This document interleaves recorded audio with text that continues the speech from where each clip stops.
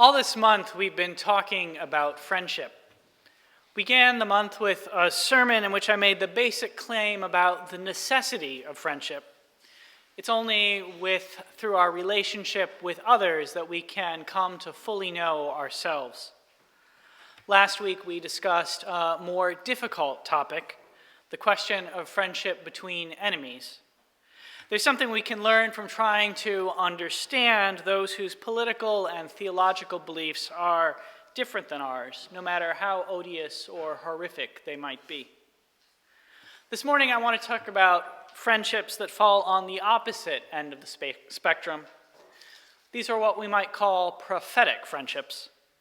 The Unitarian Universalist theologian Dan McCannon, who is one of my dearest friends, describes the force of prophetic friendships this way.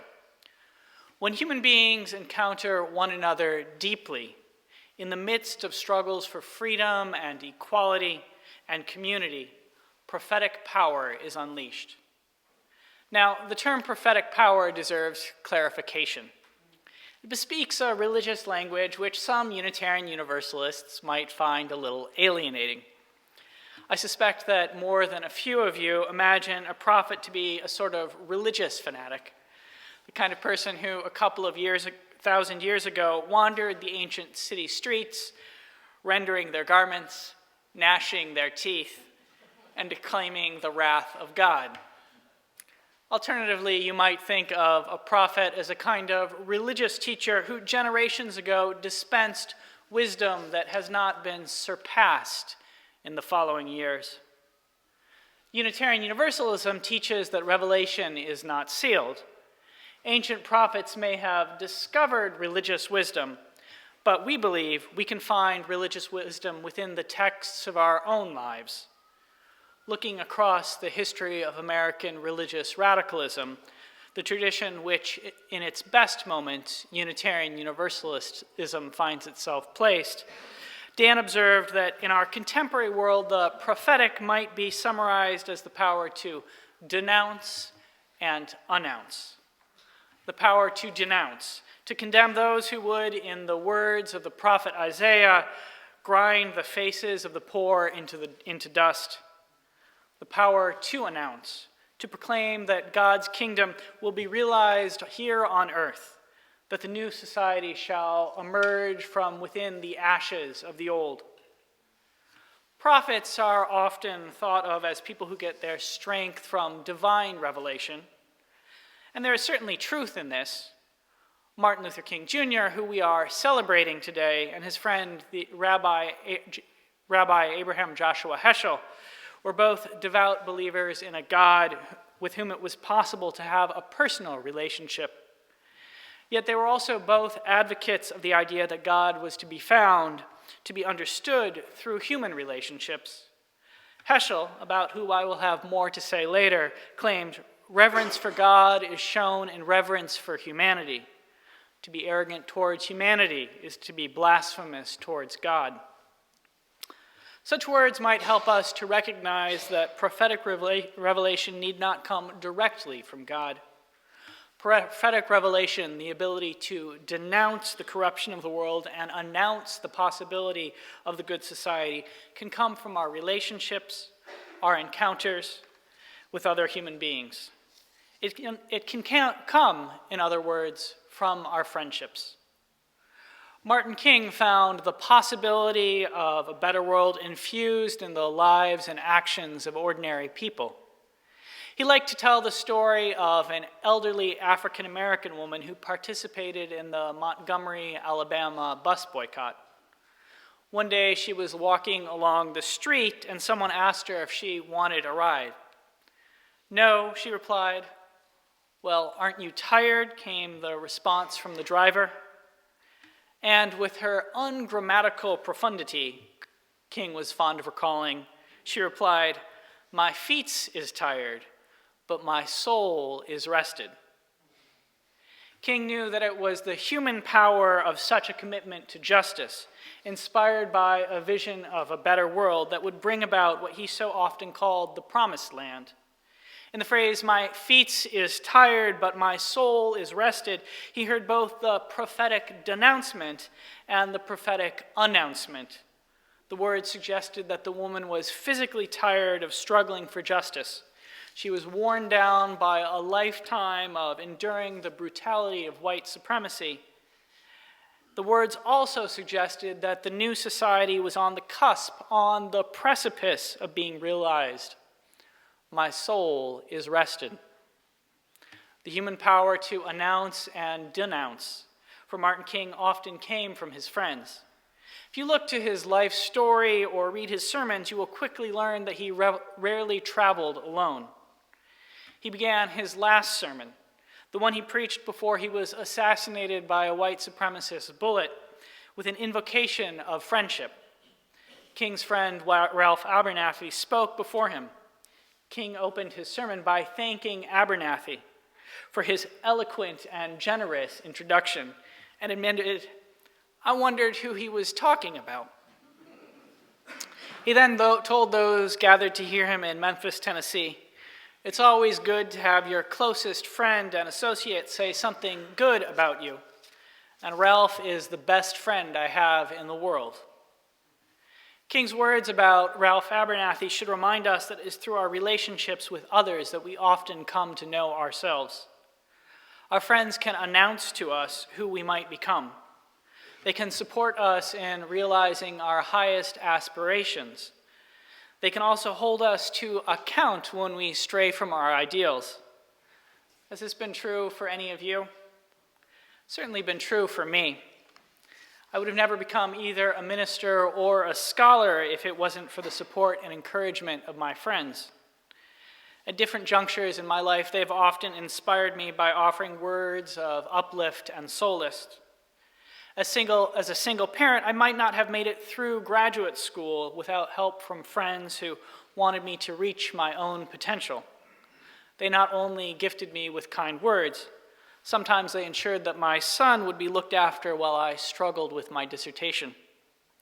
But more than that, they called me to account when I lost faith in myself. Graduate school was, for me, a time filled with self-doubt.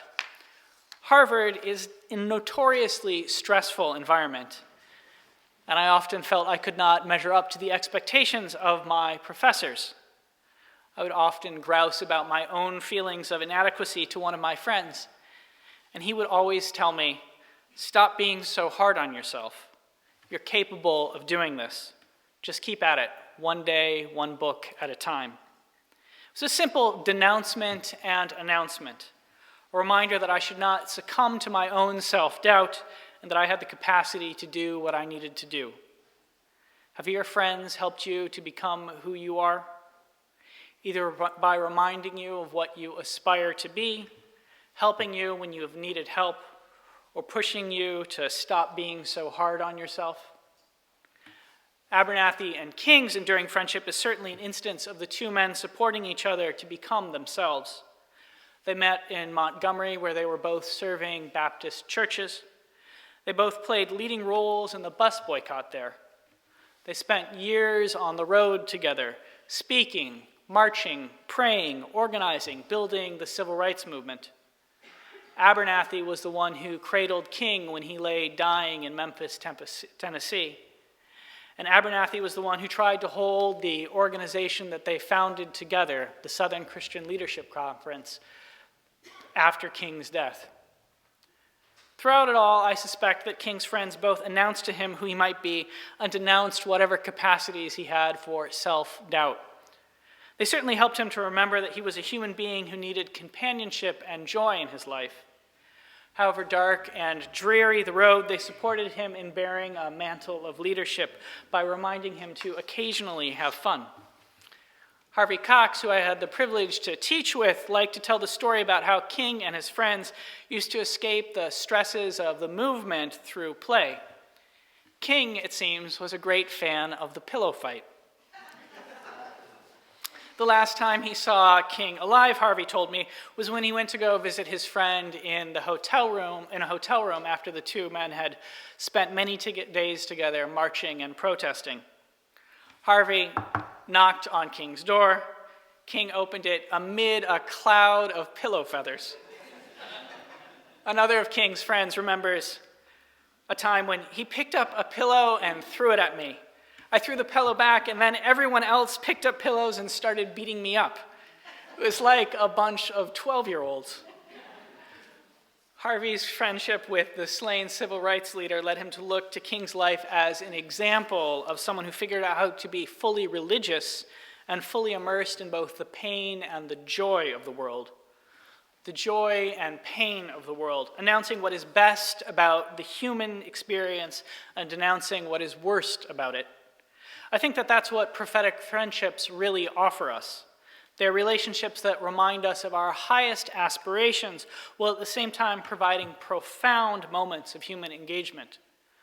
They're relationships that remind us that the world is very beautiful, even when it is very ugly. The relationship between Rabbi Abraham Joshua Heschel and Dr. Martin Luther King Jr. is one of the 20th century's great prophetic friendships.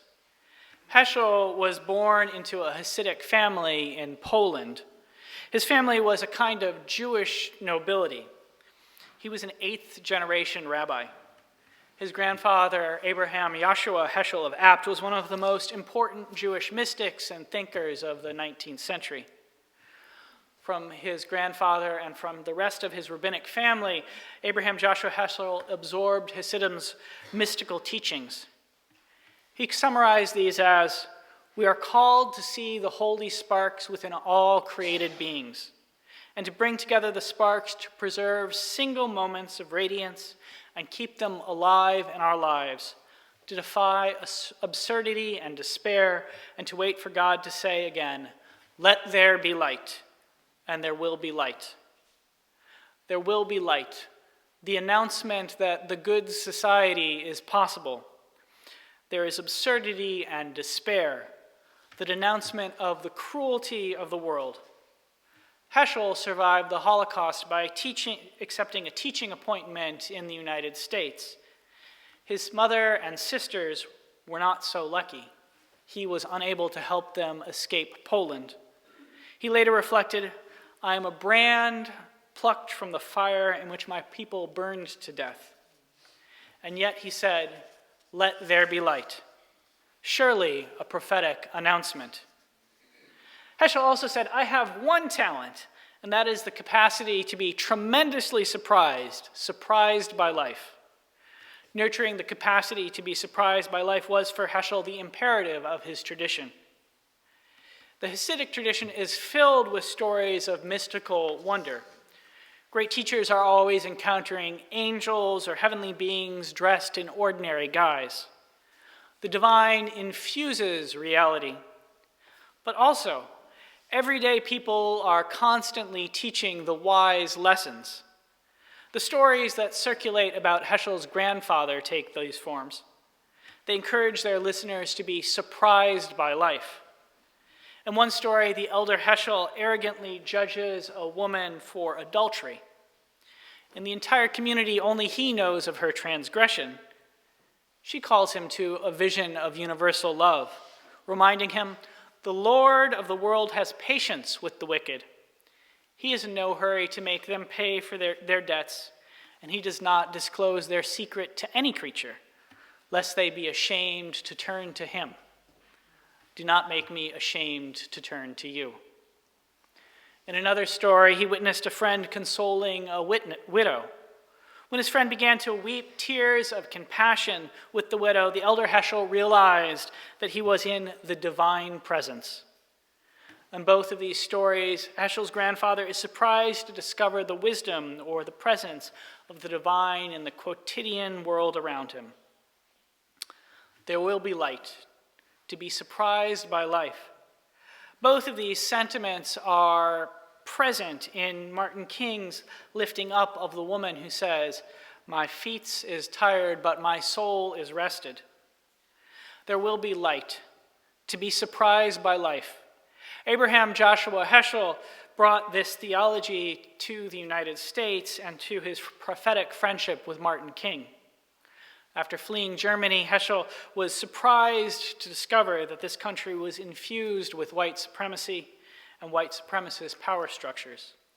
The poor neighborhoods, the poor living conditions, segregation, and police brutality that many African Americans endured reminded him of what Jews had suffered in Nazi Germany and in Poland. In the face of white supremacy, he confessed, "My heart is sick." In the face of white supremacy, he was obligated to make prophetic announcements and denouncements. He preached, "To act in the spirit of religion is to unite what lies apart, to remember that humanity as a whole is God's beloved child." And he preached, "To act in the spirit of race is to sunder, to slash, to dismember the flesh of living humanity. Racism is worse than idolatry. Racism is Satanism, unmitigated evil." In his passion for challenging unmitigated evil, Heschel developed his prophetic friendship with Martin King. The two men met when Heschel gave a powerful sermon at a conference on race and religion. His opening words at the conference are famous amongst religious radicals. He began, "At the first conference on religion and race, the main participants were Pharaoh and Moses. Moses' words were, 'Thus says the Lord, the God of Israel, let my people go so that they may celebrate a feast to me.' While Pharaoh retorted, 'Who is the Lord, that I should heed this voice and let Israel go? I know not the Lord, and moreover, I will not let Israel go.' The outcome of this summit meeting has not yet come to an end. Pharaoh is not ready to capitulate. Heschel's sermon followed the pattern of prophetic denouncement and announcement. Racism, he argued, is not what the divine wants. And yet, the divine is on the side of those who struggle so that they might celebrate the divinity of the world. An end to the racialized order is what the divine wants, he announced, closing with the prophetic words that are echoed in our hymn from a moment ago. "What ought to be, we shall overcome." After Heschel's sermon, Martin King sought to develop a friendship with him. The two men marched together in Selma, Alabama. There, Heschel experienced extreme hostility from whites and was shown great kindness by Dr. King and his friends. Crossing the Edmund Pettus Bridge with King was for Heschel a religious moment. "I felt a sense of the holy in what I was doing," he later remembered. In such a moment, both the denouncement and announcement of the prophetic was present.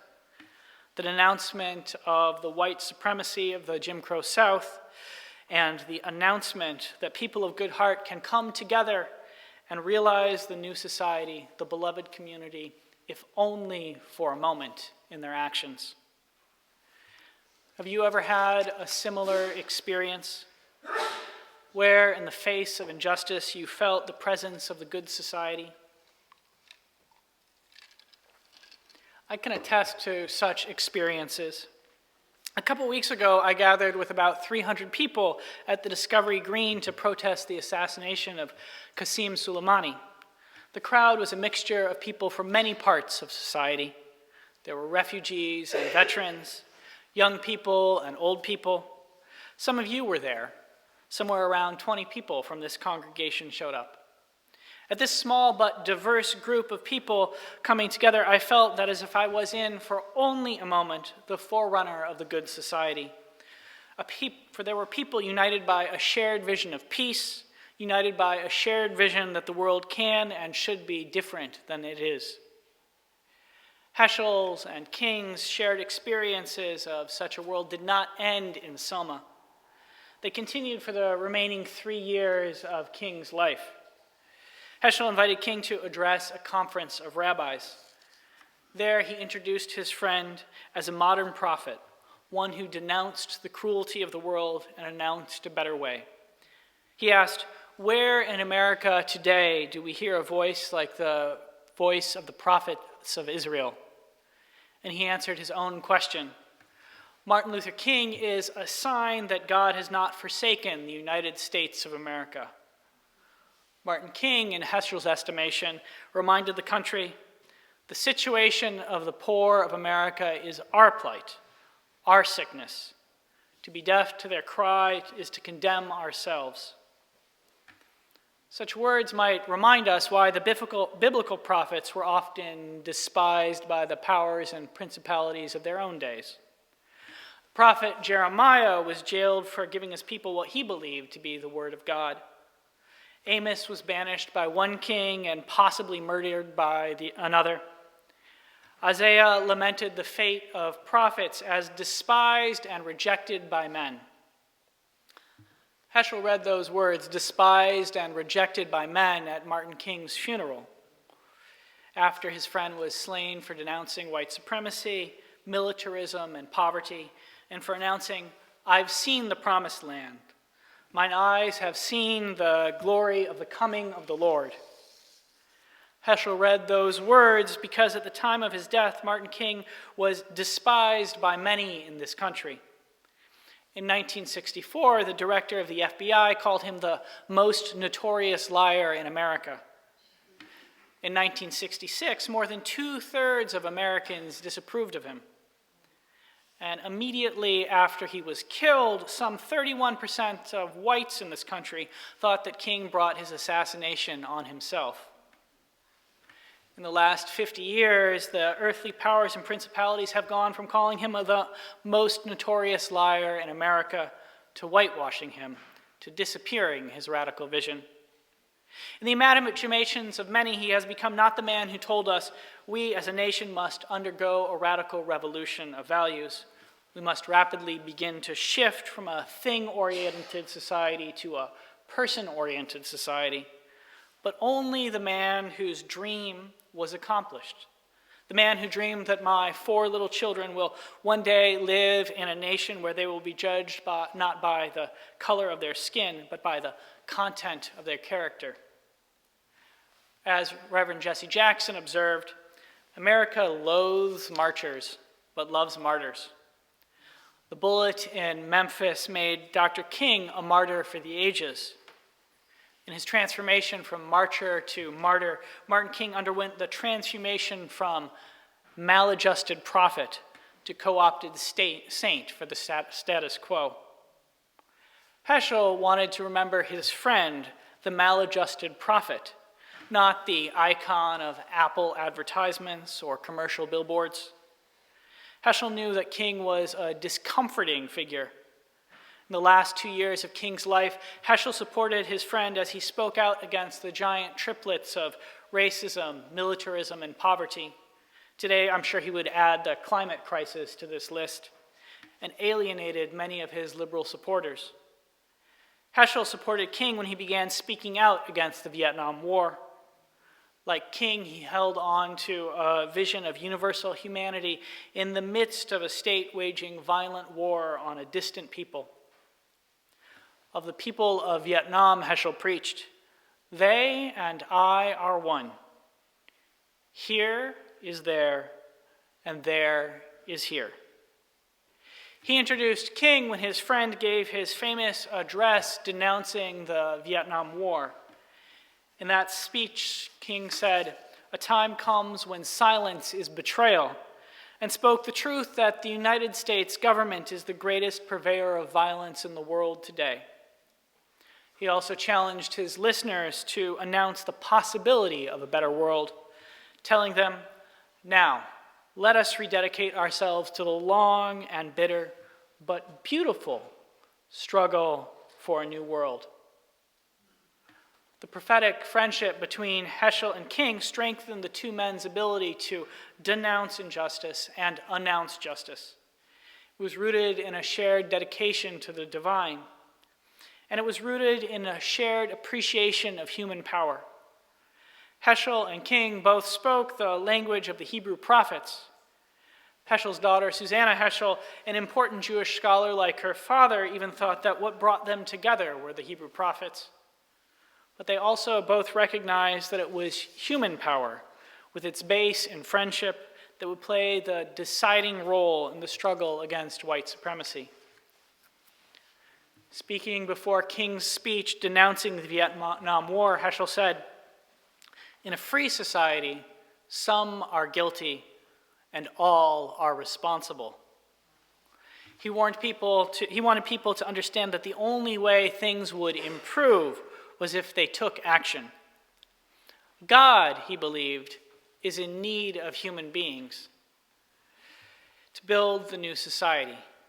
God, he taught, could not act on God's own.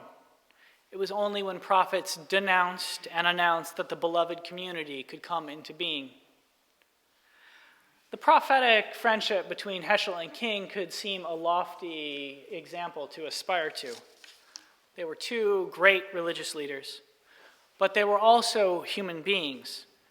Our own Unitarian Universalist theology teaches us that each of us has inherent worth and dignity. This means that each of us is born with the capacity to nurture friendships. They can arise when we devote ourselves to a cause greater than ourselves, to the vision that the prophets, ancient and modern, held up, that possibility of a new world. We need not be a gifted Baptist preacher or a mystic rabbi to lift up such a vision.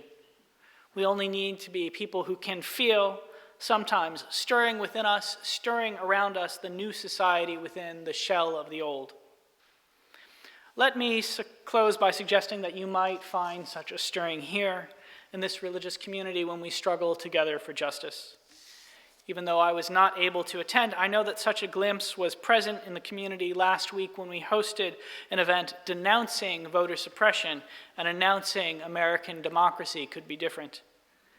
And let me close by suggesting that you might discover such a stirring outside of these walls whenever you engage in the basic work of the prophet, denouncing the injustice of the world and announcing that there is a possibility, however remote, that the world could, that the world should be different.